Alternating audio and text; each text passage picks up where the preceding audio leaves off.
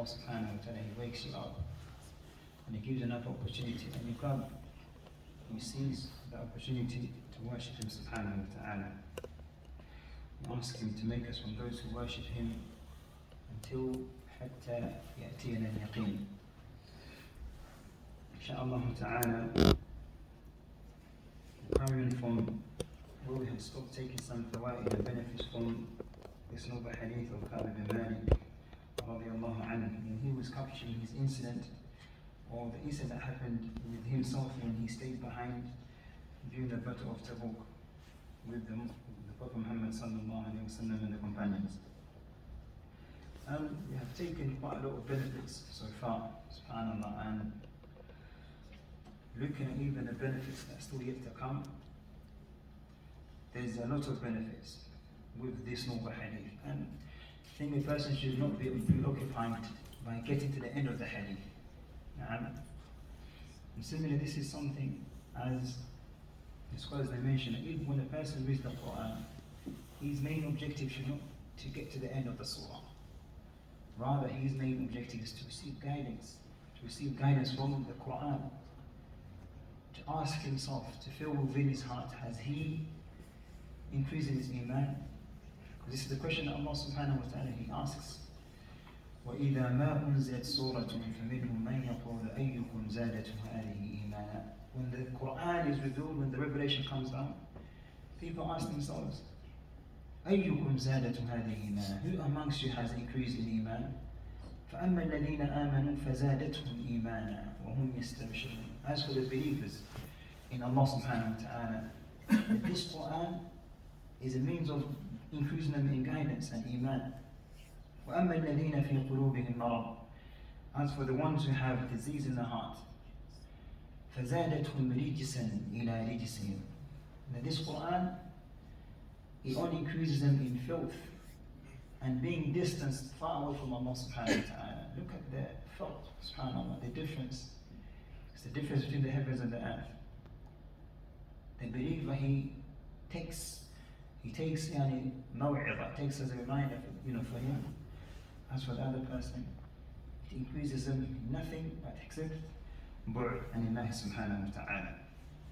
So our main objective here, my dear brothers, is not to get to the end of the hadith and finish and get to the next one. Rather, to ask ourselves every time we go through these fawaid, these benefits, what have I taken from it? What have I benefited from it? Is it just something that you go through and you get to the next point, and you haven't felt anything? Allah subhanahu wa ta'ala, He gives an example of people who walked by a place which was destroyed. Allah subhanahu wa ta'ala, He says in the surah, وَلَقَدْ أَتَوْا عَلَى الْقَرْيَةِ الَّتِي أُمْطِرَتْ مَطَرَ السَّوْءِ. The people, they walked past in a qaryah where the evil rain had descended upon it. Like it says, أَفَلَمْ يَكُونُوا يَرَوْنَهَا. Did they not see it? Did they not take any reminder from that? بَلْ كَانُوا لَا يَرْجُونَ نُشُورًا. These are people who don't have any hope in meeting Allah subhanahu wa ta'ala, being returned to Him subhanahu. Why? Because the believer, he takes maw'idah, he takes the lesson from the ayat of Allah subhanahu wa ta'ala. طيب, where did we stop? فَاسْأَلِ الْعَادِينَ. Did you do it on Saturday? No, I didn't do it on Saturday. We took that point, Sheikh. No. We stopped on أن الإمام والمطاع لا ينبغي أن يهمل من يتخلف عنه. We took the point where we mentioned that the Imam, or the person who is obeyed, it is not incumbent, or it is not befitting that he leaves the people who have disobeyed from his command. Now, they have disobeyed from his command in this situation, or they disobeyed some of the commands that he has entrusted or asked them to come with, to leave them to themselves. بَلْ يَذْكُرُوا. rather he remembers them, he asks about them. As we mentioned, that the Prophet ﷺ, when he reached Tabuk, he asked about Ka'b. He says, ما فعل كعب. Remember this point? He asked about Ka'b ibn Malik. He said, what is the situation with Ka'b? So the Prophet ﷺ, his intent for the believers, because as Allah describes the Prophet ﷺ, that he is merciful towards the believers. And his main objective is to see the people become guided to the path of Allah subhanahu wa ta'ala. Allah subhanahu wa ta'ala describes him, لَعَلَّكَ بَاخِعٌ نَفْسَكَ أَلَّا يَكُونُوا مُؤْمِنِينَ. You would kill yourself, O Muhammad sallallahu alayhi wa sallam, that you would want to see the people guided to Islam. So his main objective is not to free the people, is not to distance the people away from the mercy of Allah subhanahu wa ta'ala, but rather to bring them in and for them to be guided. So that was the last point we took. The next point that we're going to take, inshaAllah ta'ala, is related to this question that the Prophet ﷺ asked about Ka'b.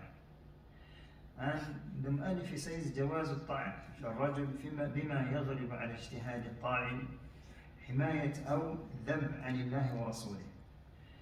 The permissibility of the person to make a statement or to accuse someone now in that which he feels by accusing that person or talking about that person is a way of protecting Allah or defending Allah subhanahu wa ta'ala and His Messenger sallallahu alayhi wa sallam.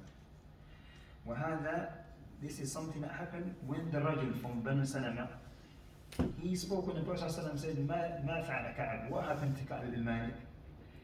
He said, Ya Rasulullah, حبسه برداء. The only thing that kicked him behind, it was because Ka'b, as we mentioned, he was someone who liked to wear nice clothing, and he was someone from status before Islam. So this person, he said, O Messenger of Allah, he's wearing nice garments and looking at himself in a way which is nice and nice for him to look at. It's what busied him. It's what busied him from coming to the expedition with you, O Messenger of Allah, and the companions. And here, this person, subhanAllah, as we're going to see the next point after that, the Prophet ﷺ, when he made that statement, the Prophet ﷺ did not rebuke him of it. Because بِمَا يَغْلِبُ الظَّنِّ الطَّاعِنِ, because he, the person who was making the statement, it is said that he did not intend to rebuke Ka'b ibn Malik, because of what he knew of him in that time. What he knew of Ka'b ibn Malik.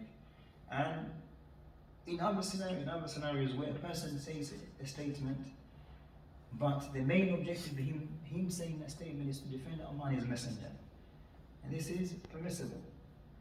As we've seen, for example, in the Sulh of Al-Hudaybiyah, when the Prophet ﷺ, he met the mushrikun, and they wanted to come to some sort of agreement. And then when Urwa ibn Mas'ud al-Thaqafi, he came to the Prophet Muhammad ﷺ, and he was negotiating with him. He looked at the Muslims, they said, "Oh Messenger of Allah," he said, "Ya Muhammad, these people that you have around you, they are youngsters. Now, when things become tough and the Quraysh, the mushrikun, they come with all the weapons, they're going to leave you behind. They won't be able to defend you." And when Abu Bakr heard him say this, and when Abu Bakr heard Urwa ibn Mas'ud al-Thaqafi, and Urwa ibn Mas'ud al-Thaqafi was someone who is from a leader, from the elite, and from Thaqif. He was not from Mecca, but he lived in Mecca. He was someone who was very honored, someone who had respect. So someone who was respected among his people. It is mentioned that he is the one whom Allah subhanahu wa ta'ala, he mentions that it was said, وَقَالُوا لَوْلَا نُزِّلَ هَذَا الْقُرْآنَ عَلَى رَجُلٍ مِنَ الْقَرْيَتَيْنِ. It was in reference to this individual. Now, why is the Quran not revealed to the man from the two great cities, yani Mecca and Ta'if. This is because of his status among the people. So when he said this, Abu Bakr became very upset. And he said, how can you dare say this about the companions? Now, they love the Prophet ﷺ, they would never dare to leave him by himself. And then Abu Bakr, he made a statement and he cursed him and said, go and kiss the private parts of Allah. Subhanallah. And then, subhanallah, Ibn Mas'ud al-Thaqafi, with his status, he looked at him and he said, who is this man who's cursing me like this? Prophet said to him, this is Abu Bakr. And Ibn Mas'ud then, he said, Wallahi, if it wasn't for the favor they did to me in Jahiliyyah, I would have doubted you.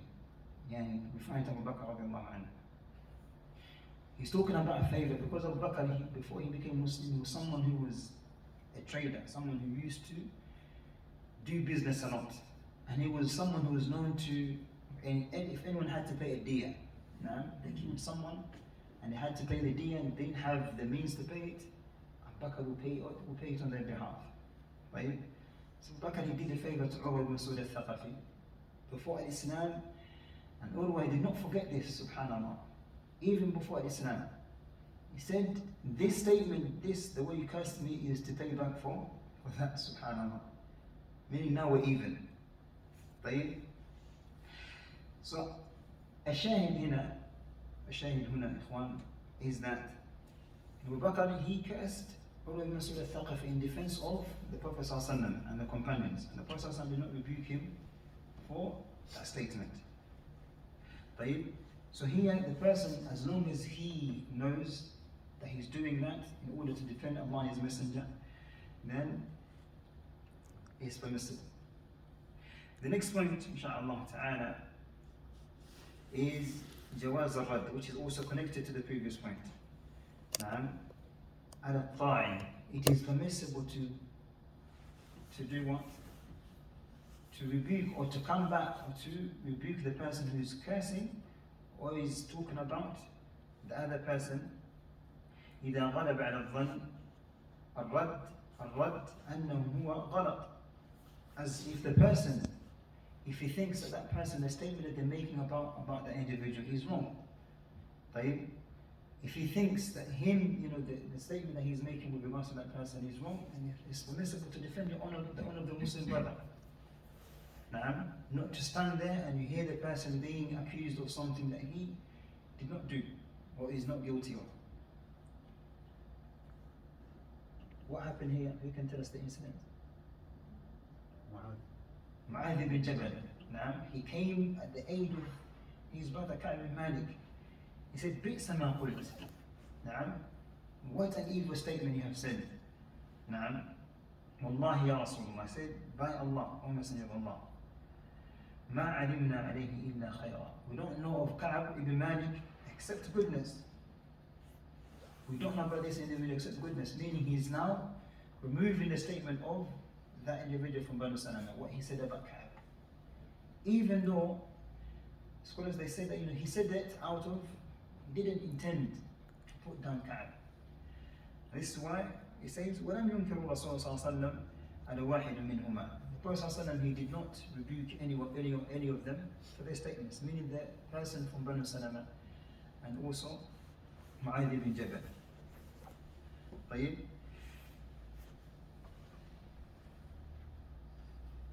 We'll take inshallah the next benefit. Although there's a lot we can say with these benefits, but inshallah ta'ala أتصل بهذا. Next benefit inshallah ta'ala is, it is from the sunnah of the Prophet Muhammad sallallahu alaihi wasallam that when he returns from the journey, that he يبدأ ببيت الله قبل بيته فيصلي فيه ركعتين. From the sunnah of the Prophet sallallahu alaihi wasallam, and this is something which has been very, very much neglected in this day and age. The Prophet ﷺ, when he used to return from a journey, he would go to the masjid and he would pray 2 rak'at, rak'atayn, before he goes back to his house. as Ka'b bin Malik, he said, when the Prophet ﷺ returned back from Tabuk, he came to the masjid straight away to pray 2 rak'ah before he would go back to his house. And subhanAllah, it shows you how connected really the person is with Allah subhanahu wa ta'ala. That even from a journey, the Prophet ﷺ said, journey is what? قطعة من الأذى. It is part of what? Harm and difficulty the person experiences. But even after all of that, the person, he comes back and his first thing is to go to his Lord subhanahu wa ta'ala, to prostrate to him, to make ruku to him, to have that connection with Allah subhanahu wa ta'ala. It's like he's missed that connection with his Lord subhanahu wa ta'ala. Na'am. And without a doubt, it's a sign that the person has close connection with his Lord, that the first thing that comes to him is to come to the masjid and to pray 2 rak'ah. This is why you find also in the hadith of Jabir radiallahu anhu, he said that he was with the Messenger Muhammad sallallahu alaihi wasallam when they were coming back from Madina. And the Prophet sallallahu alaihi wasallam said to him, come, let's go to the masjid and pray 2 rak'ah. We'll go to the masjid and pray 2 rak'ah as a sunnah of the Prophet Muhammad sallallahu alaihi wasallam. So a person subhanAllah should revive this sunnah, or make an effort to once in a while to practice this sunnah, to be from those or from the people of this sunnah, insha'Allah ta'ala. The last point we will take بإذن ta'ala is أن رسول الله صلى الله عليه وسلم كان يخبر علانية من أظهر الإسلام من المنافقين ويوكل سيراته إلى الله سبحانه وتعالى. Here, it's also an important point, Ikhwan. The Prophet ﷺ, when he came to dealing with the munafiqun, the hypocrites, because as Allah subhanahu wa ta'ala, he says, وَمِمَّنْ حَوْلَكُم مِّنَ الْأَعْرَابِ مُنَافِقُونَ. There are some among you from the Arab, from the Bedouins, who are hypocrites. لَا تَعْلَمُهُمْ نَحْنُ نَعْلَمُهُمْ. You don't know them, but we know them. Allah is speaking to the Prophet Muhammad sallallahu alaihi wasallam. However, the Messenger Muhammad sallallahu alaihi wasallam, he always used to take them from what was apparent. What was apparent with regards to the Iman, what they used to profess in terms of the Iman. And he used to leave there that which was hidden with Allah subhanahu wa ta'ala. Because in the dunya, we make hukum on the person based on that which is zahir, that which is apparent. Yawm al-Qiyamah, the hukum will be based on what? That which is hidden. That which was hidden, meaning everything, yawma tubila as-sarair. The day when all of what was hidden will be made apparent and clear. Right? Because of Prophet ﷺ, he knew the munafiqun. Right? At one point, the companions said to him, Ya Rasulullah, O Messenger of Allah, why do you not kill these people who you know that they're hypocrites? So you can stop the harm that we're receiving from them. Prophet ﷺ said, do you want the people to think that Muhammad is killing his companions? Because from someone who's looking from the outside, what they're seeing Muslims being killed. Right? And to an extent, that's why there were so many of these hypocrites. It is narrated that, subhanAllah, they were subhanAllah, Ammar ibn Yasir, he reported from Hudayfa ibn Yaman, because Hudayfa ibn Yaman, he was from the keeper of the secrets of the Prophet ﷺ, that he was told about these hypocrites. He said that the Messenger Muhammad ﷺ said to him, there are 12 munafiqun in Madina. And he said, 8 of them لا يدخلون الجنة حتى يلج الجمل في سم الخياط. 8 of them, they will never enter Jannah until they come or go through the eye of the needle. Meaning they were known, and their hal was known that they are, because even here it shows that even nifaq is of different levels. Prophet ﷺ, he took out 8, the remaining 4.